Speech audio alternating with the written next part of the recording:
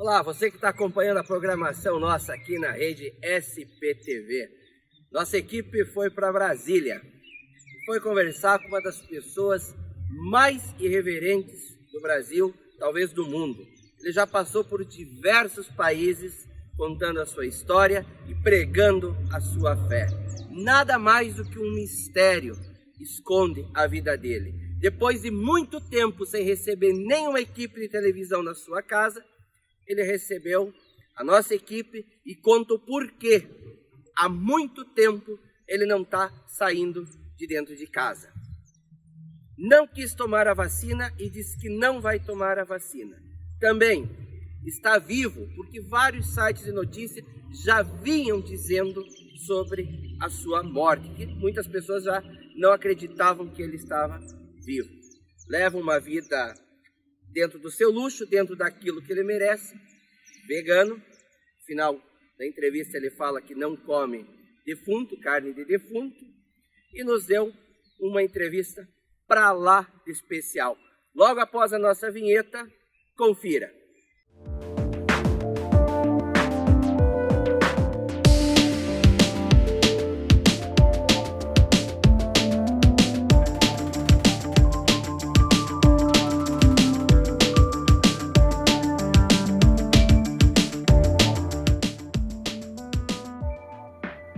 Então, você já descobriu quem é o nosso entrevistado de hoje?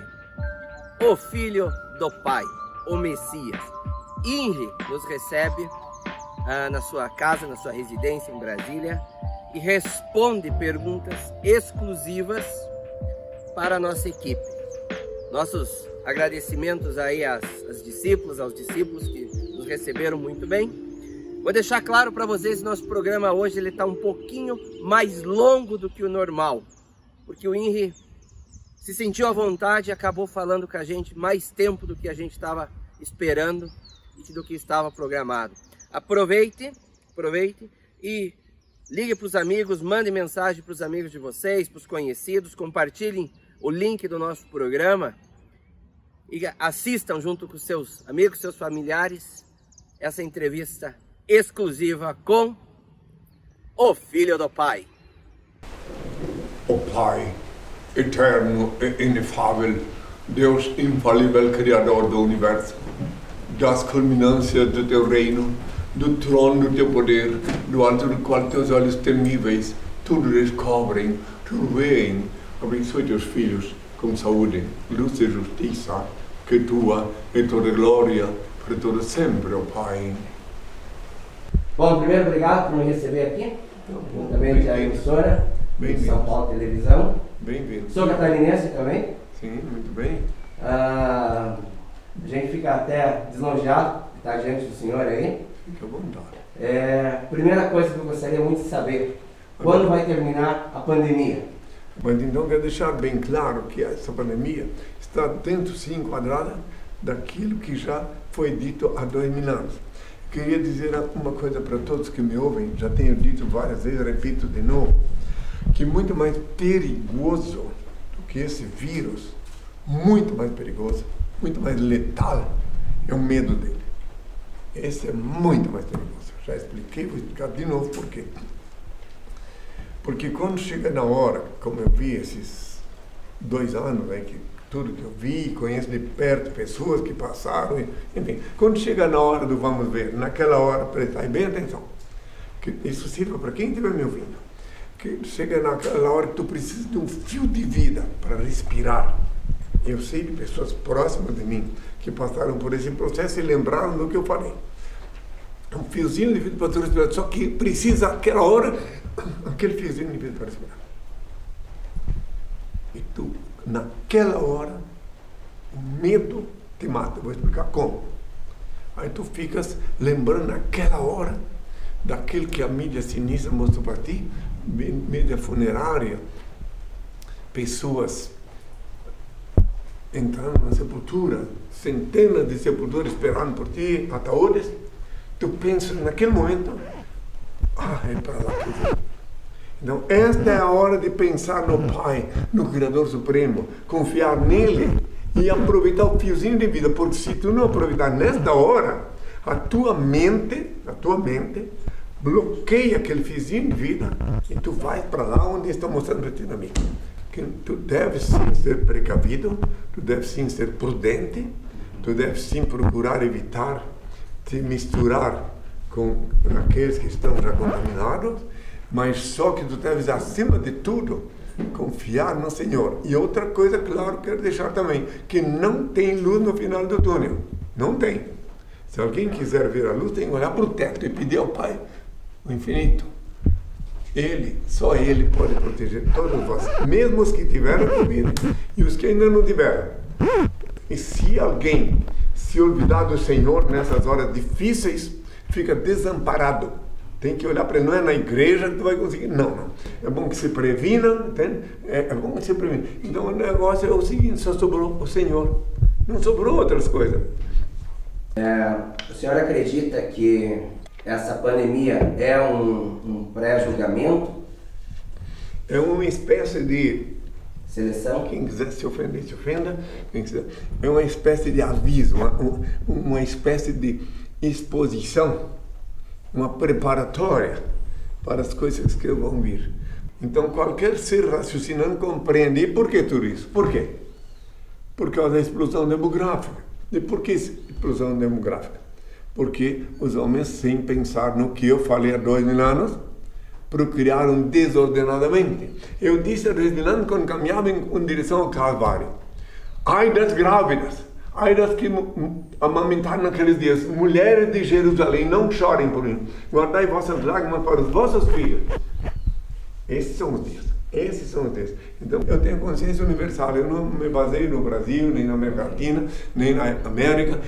Minha consciência é universal. Meu pai me obrigou a adquirir a consciência universal. Então, eu sei as coisas que estão esperando pelo mundo, em qualquer lugar do mundo. E que, infelizmente, não tem outra alternativa. Eu quisera poder falar coisas boas para vocês, coisas bonitas, dizer das flores que vicejam ainda nos jardins, enfim. Mas eu tenho que, já que você veio me fazer uma pergunta, sim, eu sou obrigado a falar a verdade. Eu disse há 2000 anos, conhecereis a verdade e a verdade você tornará livre. Última pergunta que eu quero fazer com todo respeito, ainda sobre pode ficar à vontade, pode fazer. O senhor tomou a vacina? É o seguinte, eu vou tomar a vacina assim quando meu pai mandar. O senhor aconselha as pessoas a tomarem vacina? Eu obedeço o Senhor, né? Não. Eu não aconselho tomar vacina e só tenho a responder isso. Não aconselho, mas não proíbo. Os meus filhos, eu tenho filhos meus que vivem lá fora, que tomaram. Eu não posso opinar, eu sou regente de almas. Então, o que alguém vem me pedir para mim, sabe o que eu faço? Digo, tu vai lá, tranca-te no teu quarto, ora ao Pai, pede para ele, se ele disser para tu tomar, tu toma. É isso que eu faço. Agora, eu nunca vi, nesses 73 anos que eu tenho aqui na Terra, nunca vi ninguém fabricar uma vacina em menos de 4 anos. Então, tem umas coisas, minhas escusas, mas tem umas coisas que não estão batendo. Eu tenho visto coisas horrorosas. Eu vi recentemente uma mulher lá do Sul, se não me fala a memória, em Curitiba, que é de Santa Catarina. De Florianópolis. Eu levei meu filho para a morte, ela disse. O meu filho tinha 28 anos, ele era uma pessoa saudável, e eu levei ele para lá, para a morte. Logo em seguida ele morreu, e ninguém explica por quê. Mas não é só isso não, eu recebo notícias do estrangeiro. Muita gente está tendo trombose, não são divulgadas. Trombose, eu não estou mandando ninguém tomar, e não estou proibindo. O problema todo, sabe qual é? É o pânico, o medo, por causa do medo eles estão fazendo as coisas sem critério. Então, para aplicar uma vacina numa pessoa, tem que primeiro ver se ela pode, se o organismo dela é compatível. Estão botando como gado, assim. Já que tu está falando isso. Mas infelizmente a gente não consegue viajar para o exterior. Eu sei também, eu compreendo tudo isso, compreendo. Pois é, eu vejo pela mídia. Uma coisa está levando a outra. Sim, eu sei. Inclusive, tu falaste, tem pessoas que tomaram e não fez mal nenhum. Meu problema todo é que deveriam, as autoridades sanitárias, examinar primeiro, antes de obrigar alguém a tomar vacina, se o corpo dela está apto a receber. Esse é o detalhe. Esse é o detalhe que não estão se preocupando. Que morre, já morreu, não morre mais alguma, mas pelo menos aquele. Aí outra coisa, eu vi na mídia recentemente que os vacinados, eu vi a vice-presidente da Organização Mundial de Saúde, dizem que os vacinados estão transmitindo vírus. Então, eu não sei porquê. Qualquer coisa vai lá ver. Tá? E muitos vacinados, que a mídia até já mostrou que morreram logo depois da vacina. Até pessoas famosas. Inclusive, o ministro da Saúde daqui do Brasil foi para Nova York lá, vacinado, e marcaram que ele estava com o vírus, ficou lá em quarentena. Então, não precisa eu me incluí fora disso. Eu não posso opinar. Só posso opinar que na minha experiência de vida aqui na Terra, eu nunca vi, em menos de 4 anos, em menos de 5 anos, fazer vacina. Então, essa coisa aqui tem uma... Aí, outra coisa melhor. Não gosto de falar, mas tem que falar. Se tu pega essa porcaria desse vírus, já que tu me perguntou, divulgue se quiser, eu não tenho nada a ver com isso. Só estou respondendo pergunta. Okay. Se tu pega esse vírus por um azar, por uma circunstância, tu pegasse ele, te cuida e trata de sarar. Mas, se tu não pegas, veja bem, tu vai inocular o vírus no teu corpo, com o pretexto de ser um antivírus. Então eu não tenho nada a ver, me inclui fora disto. Mas no meu cérebro que raciocina, né, eu vejo isso, eu sei, eu compreendo. Inclusive sou solidário com essas pessoas que estão ameaçadas de perder emprego. Sou solidário com as pessoas que têm que, para viajar, passar por esse... Quem quiser se ofender, se ofenda. Para mim é irracional, obrigar. Aliás, essa Constituição do Brasil, onde foi parar? Quem é a Constituição do Brasil? Lá na Constituição está o teu direito de ir e vir, tá? Então tu é obrigado a ir tomar a vacina? Não existe isso. É Ele, em mim, quem manda é o Senhor, que tem todos a minha paz. Já vi algumas reportagens do senhor dizer que o senhor é um estrangeiro. Julgamos por aí que um ditado que diz que Deus é brasileiro. Por que o senhor reencarnou aqui? Bom, primeiro, eu renasci, né, numa pequenina aldeia hoje, com as status de cidade, já tem até, enfim, uma cidade normal, lá no interior de Santa Catarina, em Indaial. Eu renasci, ainda nem fui lá, eu renasci no Matão, lá, no Rio Morto, que é uma colônia de Indaial. E por acaso, já que eu paguei com meu sangue na cruz o preço do meu nome Ingrid, na cidade que eu nasci, a primeira sílaba tem o meu nome e a segunda, o nome de Indaial, e a segunda sílaba de Rio Morto, Ingrid, está lá, para quem quiser entender. Né? Muitas pessoas param para pensar. Muito voltando. Então, Santa Catarina, que hay que se estudar, etimologia, história. Santa Catarina, ela não era santa, disse o Senhor. É Catarina, disse o Senhor, que quer dizer pura. Vai se estudar. Santa, disse o Senhor, ninguém é obrigado a crer, porque é lá que Ele escolheu como berço para renascer o Filho dele. Quem quiser crer, creia. Não tem nada a ver com isso. Só estou explicando, já que me perguntou. Então, o Brasil, por que no Brasil? Porque o Brasil é o novo mundo. Entende? O Brasil, a terra de Santa Cruz é o Brasil, e o Brasil é o novo mundo. E é no novo mundo que está previsto que eu voltaria. Então, faz parte do novo mundo Brasil. Porque novo por quê? Porque nos tempos que eu estava, há 2000 anos, isso aqui existia, mas não tinha sido descoberto. Então, isso aqui era bem natural. Certamente, muito mais saudável, muito mais bonito do que agora. Certamente, na minha opinião. Minha opinião de naturista, né? Porque foram fazendo tantas coisas aí, que desobedecendo as leis naturais da mãe, né? Mãe natureza. Foi num jejum no Chile que o senhor ouviu a voz de Deus. Eu vou lhe fazer 2 perguntas. Como é a voz de Deus e se qualquer um de nós pode ouvir a voz de Deus? Primeiro, a voz de Deus é inefável. É uma coisa que não dá para descrever, não para dizer. Eu vou dar um exemplo. 1, 2, 3 exemplos. Enquanto ainda jovem, na minha infância, eu era acordado na cara da noite, as paredes do quarto que eu dormia desapareciam, eu via os retratos do que está para acontecer com a humanidade, catástrofe nuclear, seres gemendo e rastejando sobre seus próprios membros, uma coisa de louco. Mas dali eu ouvia e eu via que ele disse para mim que eu não podia falar para ninguém.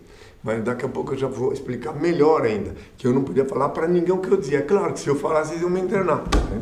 Então, se eu fosse falar, a Madalena, que era minha genitora, que me criou, ela me recolhia, de madrugada eu chorava, e ela me colhia, botava a cabeça no colo dela e dizia assim, nós estamos aqui. Eu não podia falar nem para ela o que eu via. Passado uns 6 meses, um ano depois, começava de novo. Muito bem, agora, a primeira vez que eu posso dizer que, ouvindo a voz de Deus, Ele me protegeu, que eu ia sofrer um acidente fatal, foi quando eu ia de Blumenau até Lages, então chegando em Apiúna. Apiúna é uma cidadinha que tem ali, entre Indaial e Serrio lá. Então, eu saí muito tarde, eu era jovem, entende? Então, jovem não tem idade, não tem hora para sair, enfim. Aquele dia eu estava sozinho dirigindo. Geralmente eu tinha meu motorista. Eu estava dirigindo um Karmann TC, carro daqueles tempos, né? E quando cheguei depois do posto de Apiúna, isso me disseram, porque eu peguei no sono, né?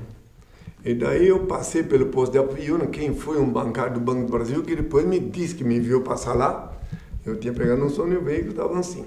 Aí quando eu cheguei, tinha um lugar logo depois, que tinha um poste, e eu acordei-me com a voz poderosa, entre o poste e a água.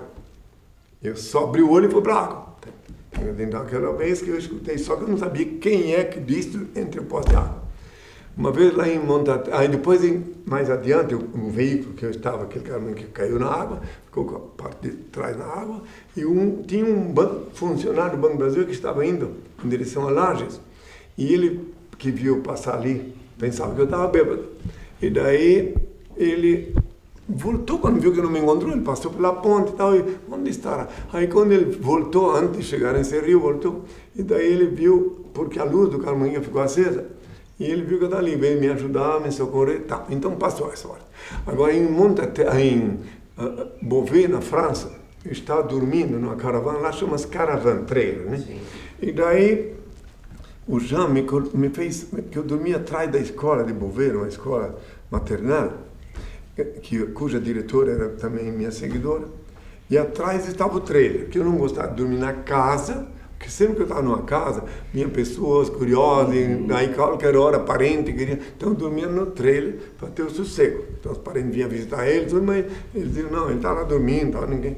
Então naquela noite estava muito frio, e o Jean colocou debaixo da caravana, que ele ficava assim, solidário. Depois ele morou comigo aqui no Brasil 12 anos. E ele ficava solidário e improvisou do lado de baixo da caravana um sistema improvisado de aquecimento com gás. Calefação. Pois é, lá de baixo, o assoalho da caravana é de metal, mas tudo isso ele fez assim, enquanto eu estava lá na sala falando com as pessoas, daí eu fui dormir ali. E quando eu estava de madrugada, não lembro o horário, me acordei com a voz, fogo na caravana. Daí quando a gente está dormindo assim, só depois que a gente vai ver. Na primeira vez, daí quando falou assim, fogo na caravana, daí eu tinha uma lanterninha do meu lado, peguei ela, acendi e vi que o meu cobertor, um cobertor meu tinha caído lá no chão. Aí eu peguei, senti um cheiro, ele já tinha queimado assim, um tanto assim. E a caravana era toda feita daquele material explosivo, mas fibra. Então, meu Senhor, meu Deus, aí eu sabia que ele me acordou. Quem quiser raciocinar, pensar bobagem, dizer bobagem, olha, o Senhor está ruim. Mas eu vi que a minha vida ia ser, sim, queimada. E por que ele não deixou? Porque eu tenho que cumprir minha missão. Eu podia ter sido fritado ali, mas como está previsto de mim que meu cabelo estará branco da cor da neve, né? Apocalipse 1, versículo 14, e que todo olho me verá, Apocalipse 1, versículo 7, então eu tenho que esperar o tempo. Se dependesse de mim, meu filho, já estava faz tempo no outro plano com o pai. Só que eu tenho que cumprir minha missão, é isso que ele sempre diz. Nos acidentes, outros acidentes que eu tive na minha vida toda, sempre, hoje eu compreendo que é porque eu não poderia. E os acidentes que eu tive, era para eu ter certeza que não poderia ceifar a minha vida antes de eu sair daqui da terra. Bom, depois... Ele perguntou se nós podemos ouvir a voz de Deus também. Ah, mas aí eu não posso opinar sobre isso, porque você pode ouvir ou não. Entende? O senhor podia falar a diferença quando o seu pai fala com o senhor que ele dá os meios. Que Sim, Deus me mandou aqui, Deus. Aí é que tá. Uma vez um cidadão, um seguidor meu, que estava mais assim, sim, mas não, disse que ouviu a voz de Deus, e recentemente mais um outro. Disse que ouviu a voz de Deus, e que Deus disse para ele que ele tinha que ir até Curitiba, de São Paulo a Curitiba, a pé. Daí ele chegou lá em Curitiba com a sola do pé toda estragada, né? E inclusive dei hospedagem para ele, o governante, que agora não está aqui, está cuidando lá, ela que ainda ajudou a arrumar a sola do pé dele. E daí eu disse para ele, da parte do Senhor, que quando Deus te manda fazer uma coisa, Ele te dá os meios. Entendeu isso? Então, quando eles para mim lá em país que eu tenho que queimar meu passaporte, porque eu fui expulso da Inglaterra, ele só não adianta, tá aí. Desse passaporte eles não respeitam, então tu queima ele, incinera, estava no hotel de 2 lugares, eu ofendi no prédio todo. Porque depois eu te dou um passaporte com o teu nome, que pagaste com o teu sangue na cruz escrito. Aí, esse sim, todos respeitarão. Aí, passados anos, vim para cá como apátrida, passei aqui no Brasil 10 anos um processo de falsidade ideológica na Justiça Federal, até que finalmente no ano 2000, dia 24 do ano 2000, de outubro, as autoridades judiciárias reconheceram oficialmente meu nome no passaporte Henrique Cristo. Daí, então, agora, esse sim é o documento que eu uso quando vou... Então, quer dizer, quando ele diz para tu fazer uma coisa, se é ele dá os meios. Quando a pessoa vem dizer, eu ouvi a voz de Deus, né? E daí vem aqui, onde for, no mínimo ela tá... Agora, se, posso te garantir, se ele te disser para te fazer uma coisa e te der os meios, é porque foi ele que falou. Não duvido. Então, tem uma pergunta um pouco mais pessoal da organização. O que precisa para ser um discípulo, uma discípula? E se a pessoa que às vezes já é casada, já tem outra vida, ou, enfim, viveu a parte mundana, é aceito? Como que funciona isso? Porque a gente escuta muito falar dos discípulos, cria-se muita lenda em cima disso, mas ninguém pergunta do funcionamento de vocês. Como é que funciona? Perfeita pergunta. Como Deus é perfeito, e para ser discípulo, eu não posso escolher meus discípulos. Se eu pudesse escolher meus discípulos, tem várias pessoas que estariam aqui, e não estão, porque eu não pude escolher. Ele que escolhe o discípulo. E quando ele escolhe o discípulo, ou discípula, ele mostra os sinais, tanto para mim como para a pessoa. E daí, então, quando se é casado, se não é casado, se, por exemplo, um homem é casado, e ele tem filhos menores. Então, se eu já me mostro pelos sinais que eu não posso ter ele como discípulo. Porque, afinal de contas, ele é casado, tem filhos menores, ele tem, agora se ele já teve filho, já tá. E aí também o senhor mostra se pode ou não. Então, tudo comigo tem que ser muito rigoroso, muito ortodoxo, porque como eu tenho muitos inimigos, a maioria ainda é meu inimigo, então eu não posso ter uma brecha para alguém me atingir, meu pai disse. Desde a fundação da SOST, ele que escolhe minha primeira discípula, que veio viver comigo, a primeira mesmo, que Deus a abençoe, ela ficou comigo quase 40 anos, e eu devolvi ela para a mãe dela aqui em Brasília. E a segunda era uma jovem de 17 anos, ela veio 3 vezes no meu recinto onde estava falando em Belém do Pará, e dizia que queria ser discípula. Eu não posso, tu não pode, porque tu é de menor, eu dizia. Até que na terceira vez o senhor disse, ela pode, o juiz assim ela vai. Daí eu falei para a família dela, viveu comigo muitos anos, foi minha motorista. Aí tem a parábola do filme também, para quem quiser ler, onde meu pai explicou porque os que não ficam, está lá na parábola do filme. Ela ficou comigo 20 anos mais ou menos, né? E agora é professora lá em Curitiba. Eu não posso escolher. E não poderei jamais escolher meus seguidores, meus discípulos. Por exemplo, uma pessoa pode querer, quantos me mandam mensagem, eu quero ir morar contigo aí. E eu não posso, entende? Porque eu obedeço ao Senhor. Então a primeira coisa que a pessoa tem que fazer para vir viver aqui, para falar comigo, para ter parte comigo, a primeira coisa, ela tem que passar pela porta estreita. E a porta estreita que eu falei há 2000 anos primeiro de tudo, conhecer toda a minha literatura, a minha história. Segundo, eu tenho que receber de Deus a revelação da minha identidade. porque ela pode gostar de mim, me achar simpático. Hoje mesmo vi um cidadão, já teve que me entrevistar, que ele contou que gosta de mim, que dá, mas só que ele não sabe, mas que mesmo assim não sabendo, ele continua gostando de mim. Ótimo, e mesmo que ele dissesse que sabe, eu sei que não sabe, porque eu vejo, quando a pessoa vem falar comigo, meu pai me mostra. Enfim, é uma complicação muito grande. Teve pessoas, teve aspirantes, tem o neófito, tem o neófitos, e tem aspirantes, e tem o discípulo. Teve pessoas que viveram comigo aqui, depois saíram, depois voltaram, de acordo com a conduta, que quando sabe quem eu sou. Claro, eu tenho um filho lá, eu digo filho do coração, um engenheiro francês que mora em Lisboa, e ele é daqui. Eu sempre digo, se tu quiser, tua casa é aqui. Mas só que ele mora lá. Ele disse, um dia tiver enfim, ele que escreveu uma verdadeira enciclopédia, porque tem uma montoeira de mentira lá, e ele que escreveu, então, com todos os dados sobre mim.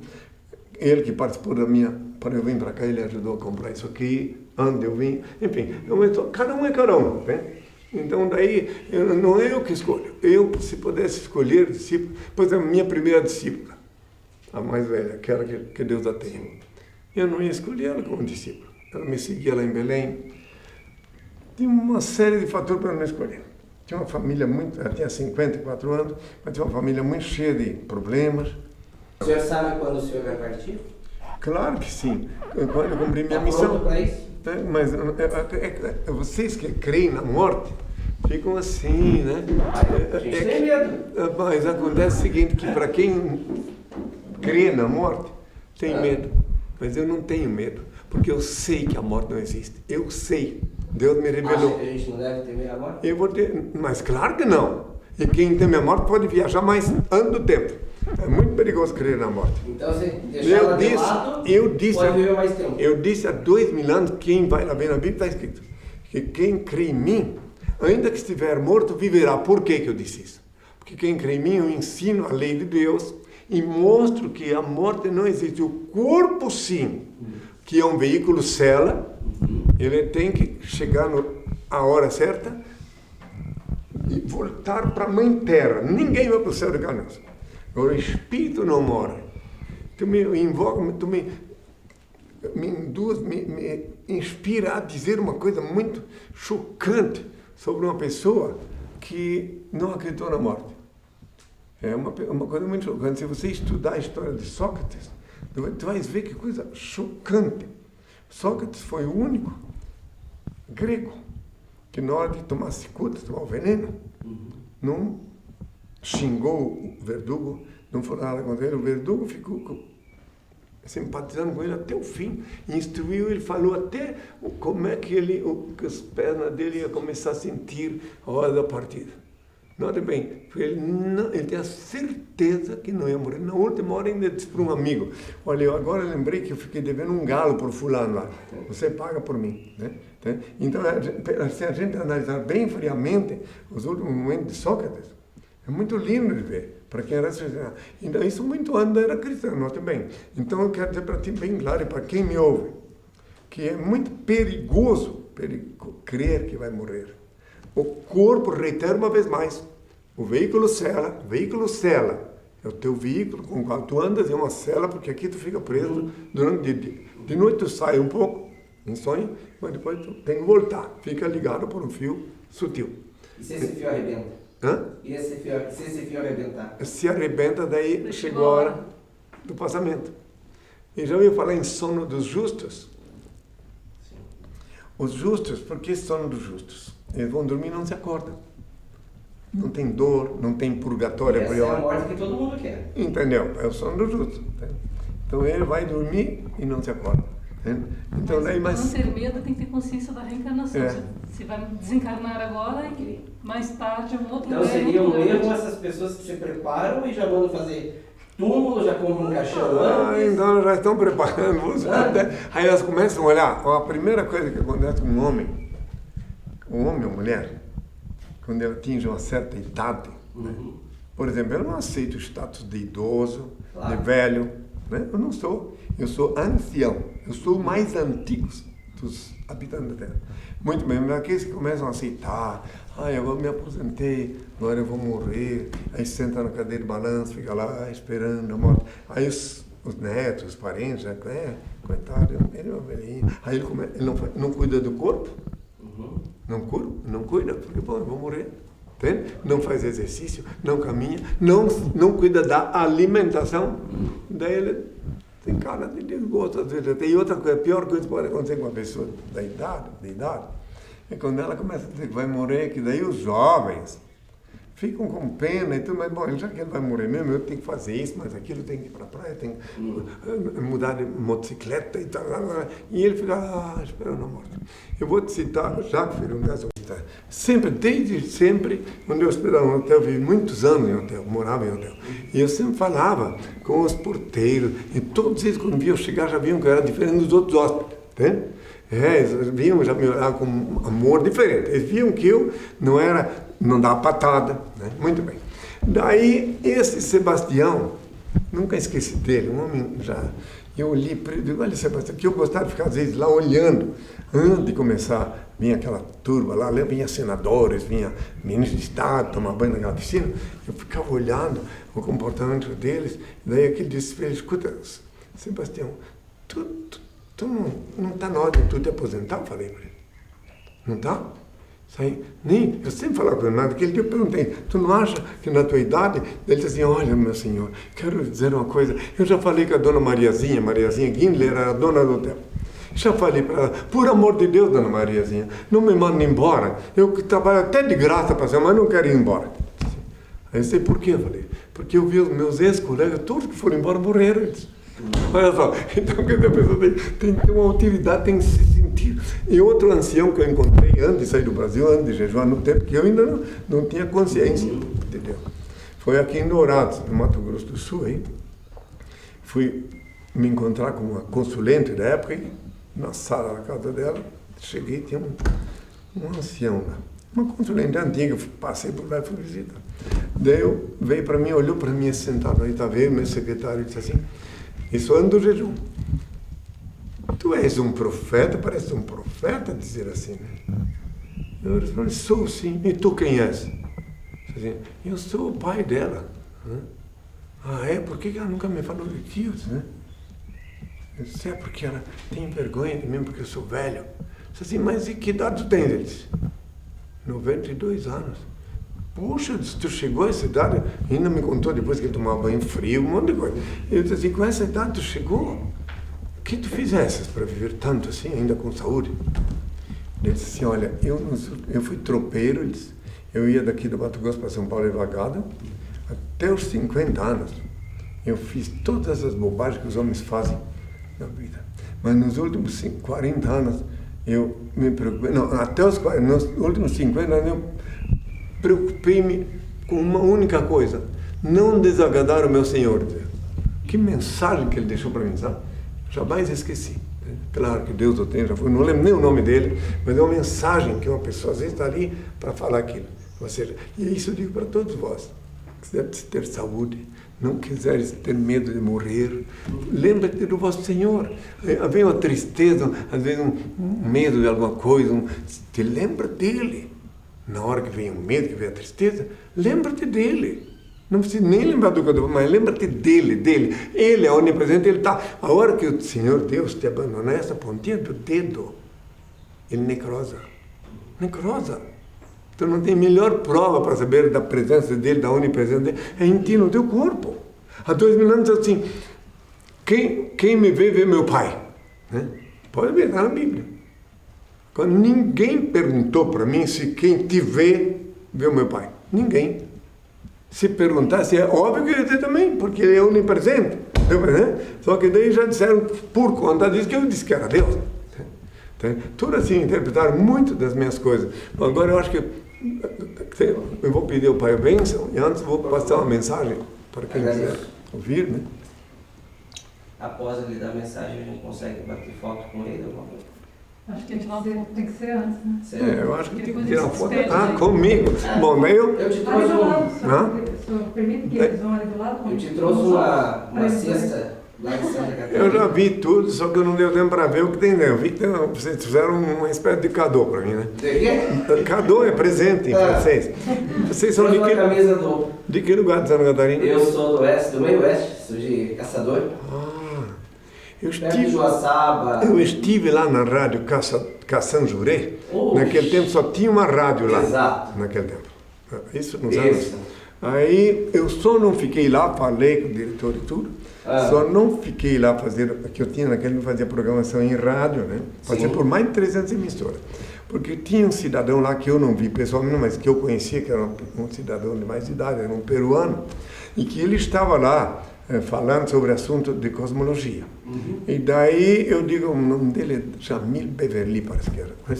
Daí eu digo, não, vou ficar aqui, porque se eu ficar aqui eu vou ocupar a área, e daí, então já que ele está aqui, fique. E foi por esse motivo que eu não fiquei. Eu tive em todo o oeste catarinense, eu falei nas rádios de Joaçaba, de Xanxerê, em todo o oeste, de Campos Novos, tudo isso quando eu tinha, em 1970. A Rádio Caçanjurê ainda funciona. Isso, a Rádio Caçanjurê ainda funciona. Foi nos anos 70 que eu fiz essa incursão por tudo lá, Concórdia, Rádio de Educação Rural, lembro de vários, em Curitibanos, é incrível, no Paraná, no estado de Santa Catarina, a única rádio da Igreja Romana que me deixaram falar foi a Rádio Coroado de Curitiba, note bem.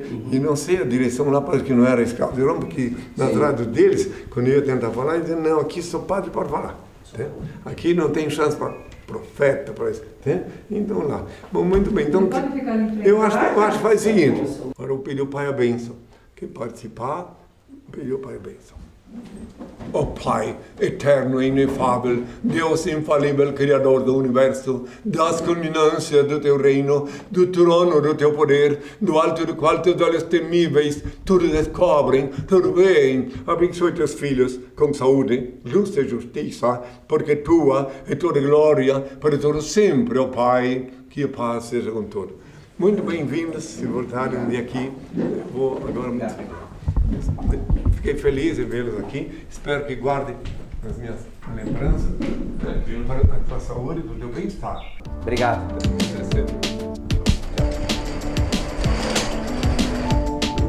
Agradeço a cada um de vocês que acompanhou o nosso programa de hoje.